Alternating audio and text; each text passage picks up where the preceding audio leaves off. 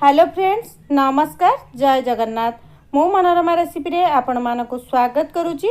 आज मु जन्माष्टमी पई आपण मानक सहित शेयर करने को जाऊँगी राशि आउ नड़ियार लड्डू, जोटा जन्माष्टमी रे घरे घरे समस्तंकर प्रसाद रूपे आम लगे थाए। ताहले आज चलतु यही रेसिपीटी को आपण मैंने संपूर्ण देखु।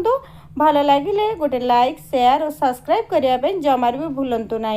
ताले सामग्री देखी दिंतु। ये 100 ग्राम राशि, 100 ग्राम नड़िया को मु ग्राइंडर रे देखंतु भल भाबे ग्राइंडिंग कर नहीं आसी। एटी गुड़ 100 ग्राम, घी आमको गोटे चामच दरकार हम। ताले चलतु आम प्रस्तुत करवा।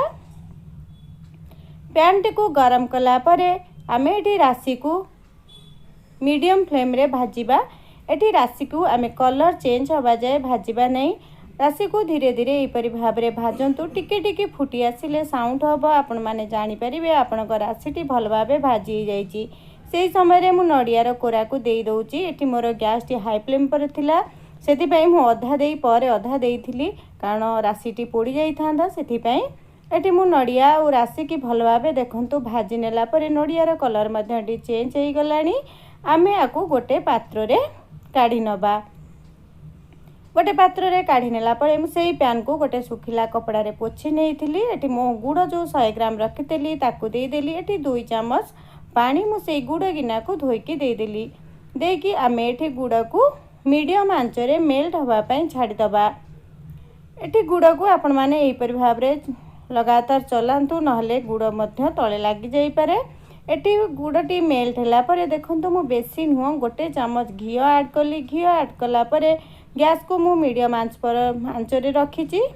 एटी देखंतु आमर गुड़टी भल भाव में मेल्ट होला परे आमर पाग मध्य प्रस्तुत हो गलानी कि नहीं चेक कर नबा। देखंतु एटी गोटे तार हो गलानी। गुड़ को एटी आमे बेसी टाण करिबा नहीं, कारण एटी नड़िया सहित राशि आमे ऐड करिचे।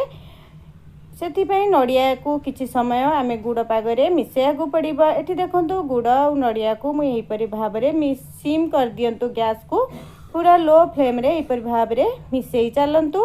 आपण माने जानि परिबे आपणक गुड़ संपूर्ण भाव सुखी जाई टाण हो गला परे जेतबले गोटे डोब टाइप रा आसी जिवो, आपण माने गैस को बंद करि देबे। देखंतु मु एही परि भाव में 5 मिनिट आकु मु मिसेई नै थिली।